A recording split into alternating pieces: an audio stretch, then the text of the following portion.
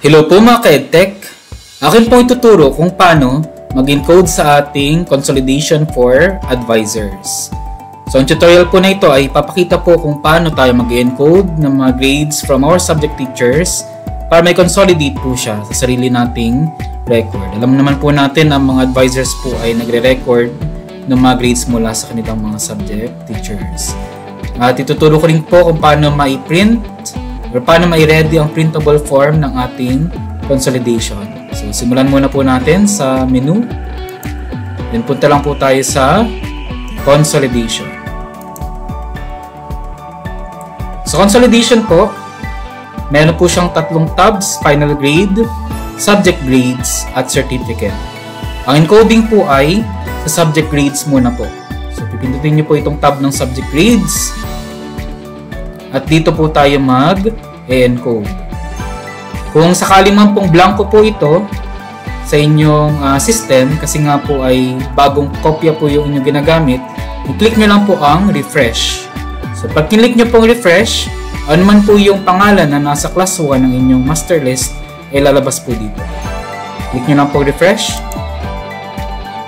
So gagawin nyo rin pong refresh kung sakali man po na may natanggal na pong bata, nag-transferred out, kaya po ay na-drop. So, click nyo lang po refresh para mag-update po yung ating list. Ngayon po, sa pag-encode naman po natin, ito pong options or spaces sa taas ay para po sa name ng subjects. At ito naman pong respective columns ay ang para naman po sa grades dun sa katapat na subject. So, meron po tayong para sa first quarter. Scroll lang po tayo ng konti. Second quarter, third quarter, at fourth quarter. So, ang capacity niya po para sa isang quarter ay, or yung capacity niya po na subjects na pwede natin ilagay per quarter ay 15. So, 15 subjects po. Pero yun po ay sobra-sobra na po kasi commonly naman po ay around 9 subjects lang po yan. Ano po? So, sa senior high school po ay, kaya po siya madami dahil sa senior high school po ay meron po tayong mga students na irregular kung saan meron silang mga additional subjects. Kaya po dumarami rin. O kaya po ay meron po tayong mga estudyante na may mga subjects na tinitake na hindi naman po tinitake ng ibang bata. May iba pong mga klase nila. So bahagawan ko po ng tutorial or ng bukod na tutorial kung paano po tayo mag-encode sa senior high school kung tayo po ay may mga irregular students. Pero kung kayo po ay sa junior, elementary, or sa lower levels ay ito po ang tutorial na gagawin ninyo kung saan meron na po tayong around 9 subjects na i-encode. So, dito muna po tayo sa first column.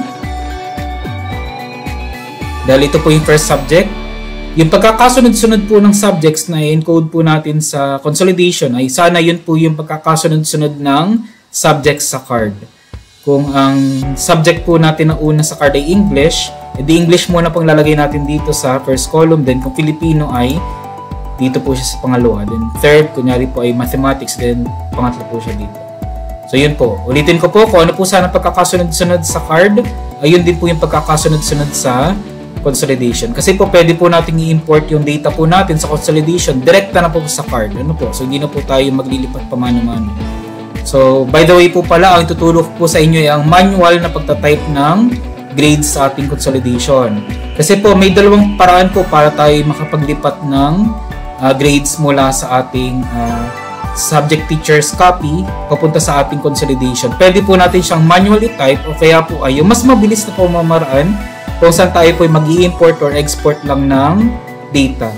So, hindi nyo na po kailangan mag-scan pa ng kung ano o kaya ay mag-type pa ng kung ano or mag-copy-paste pa para maglipat lang dito kung saan posible pong magkasala-sala yung inyong pangalan at grades. So, may system po tayo na pwedeng import siya at kahit saan man po yung pangalan ng bata, nasa dulo or nasa taas man ng list natin ay automatic po siyang hahanapin ng system. Hindi po kayo magsasala. So, ang system na po ang maglalagay ng grades automatic sa bata. Pupunayin niya na po ito. Siya na po maglalagay kung saang part ng English, sa kung saang part ng science or ng math siya na po ang maghahanap, siya na po mag-fill out dito, hindi na po kayo magta-type. Yun po yung mas mabilis na pamamaraan kung saan importing po ang gagawin natin. Pero ituturo po dito sa ating tutorial na ito ay yung sa atin pong manual encoding kung saan itatype po natin isa-isa. Ulitin ko lamang po, may dalawang paraan po na pag-encode sa system. Yung isa po ay importing kung saan ang system na po ang bahalang maglagay dito ng grades. Yun po ay maganda kapag hybrid record system rin po ang gamit ng co-teachers natin. Pwede magpasa lang po ng data file kung saan i-export nila yung data file na yun. Pwede ipasa sa inyo through flash drive kaya sa messenger. I-download nyo lang po yung data file. Then i-import lang po natin sa system na to. Then siya na po ang maglalagay automatic ng grades. So kaganda po sa system na yun ay hindi na po siya magsasala. Kunwari minsan po kasi nagkakamali tayo ng type. Nalagay natin yung grade ni student 1 kay student 2. Kasi po nagkamali tayo ng tingin. Ano po? Doon ay siya na po bahala. Accurate po siya, hindi po magkakamali ang system natin. At ang pangalawang pamamaraan naman po ay ang manual na pagtatype po ng grades. Kung saan ito po yung tutorial na aking gagawin ngayon. Ano po? So yan. Ito po na sinabi ko, manual muna po tayo.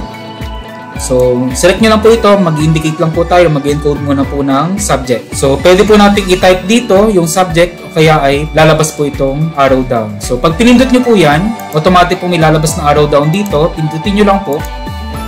At lalabas po dito yung list ng subjects. For example po, English. Select nyo lang po English. Ngayon po, kung sakali man po na meron po kayong subject na wala po sa pamimilian, like for example, special program subjects o kaya specializations, pwede nyo lang pong i-type. For example, like journalism. Yan. Pwede po siyang typean. Pero kung nasa list naman po, edi piliin nyo na lamang po siya. English. Then, pwede nyo na pong i-type dito yung grades or marka ng bata. Depende po sa consolidation ng inyong natanggap. So, ita-type nyo lamang po dyan. 83, 82, yan. Pag siya po ay bagsak or 74, magre-red po siya. 72, yan.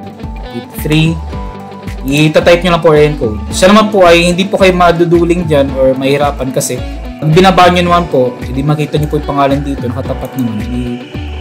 Then scroll lang na konti ng isa, then next naman, para hindi po kayo magkamali. Then scroll lang uli, tapos nakatutok siya dun. Or pwede pindutin nyo ito sa gilid kung masyado mabilis yung inyong mouse ball.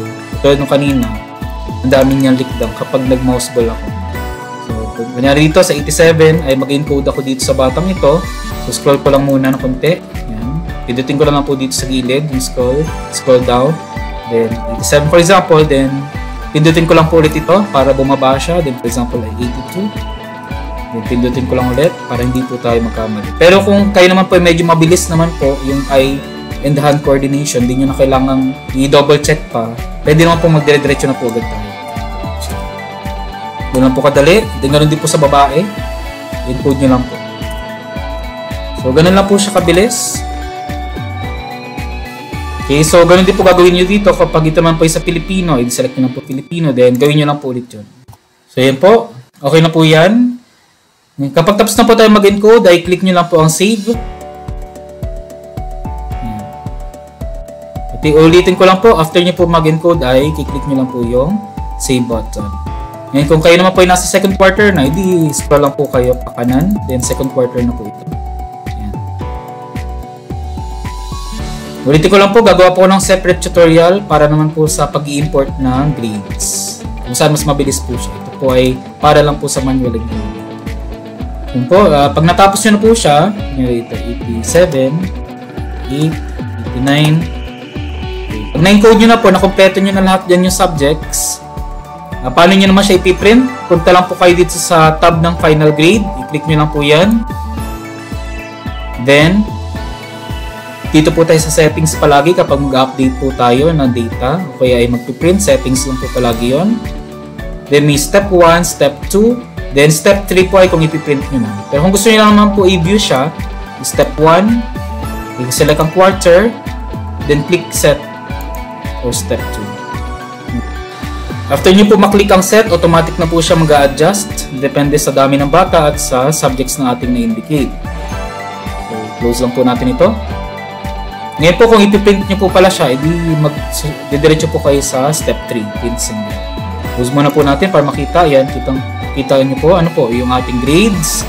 Kita nyo kung bagsak or hindi. Then may general average po tayo, rounded average at ranking. Then awards na na-receive po nila. Ganun din po sa babae. Tapos makikita nyo po dito sa baba yung summary of honors. Kung ilan yung naka with honors, naka with high, at naka with highest. Yun po. Next naman po ay settings. Then, kapag quarter 2 naman po, edi ito naman po i-select nyo, then set naman po. Since wala po kayo in-encode sa quarter 2, wala pong lalabas. Ayan po.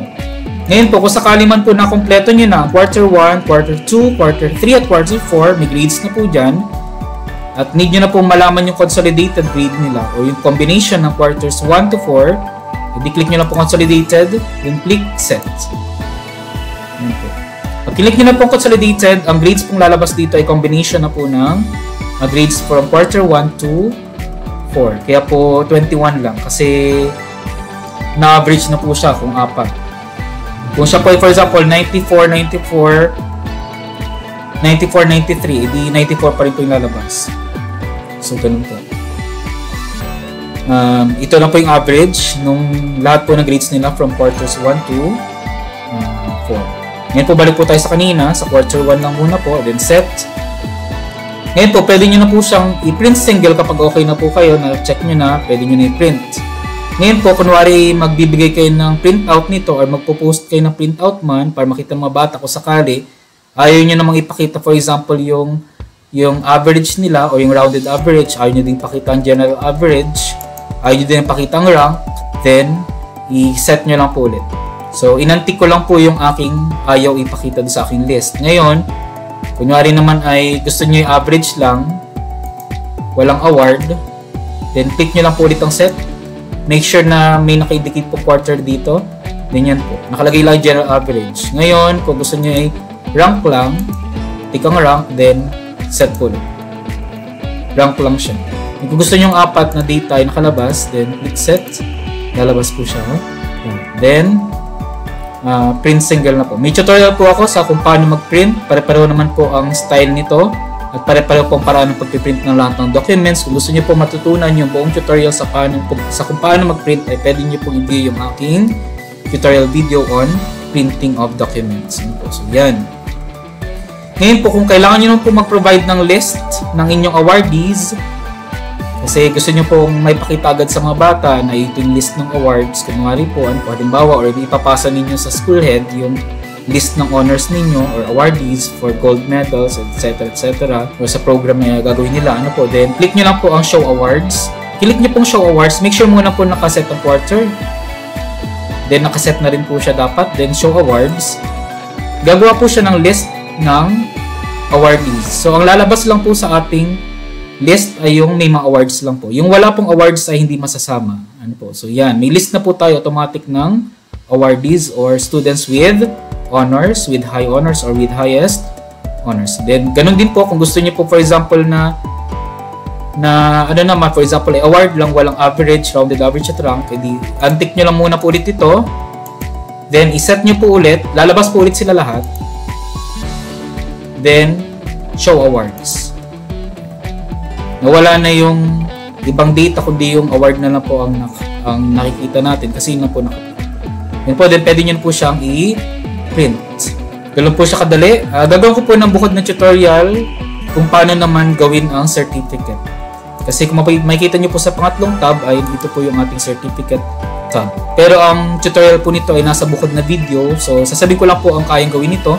So, certificate creator po natin ay siya na po gagawa ng certificate sa lahat ng may honors, automatic. Upo na lang kayo, hintayin nyo lang na ma-print yung mga certificates. Hindi nyo na kailangang isa-isahin pa or piliin yung mga may honors po natin. Ang system na po bahala at ipiprint na po agad direct po. So, ganun po siya kabilis.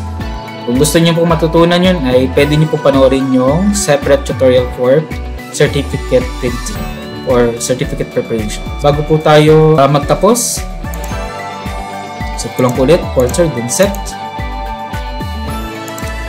Para sa nitong list of subjects to be excluded, kung meron po kayo subjects na ayaw nyo po mapasama sa computation ng ating general average, pwede nyo po siyang i-type dito or pag pinindot nyo po, may lalabas pong options dito, then select nyo na lang.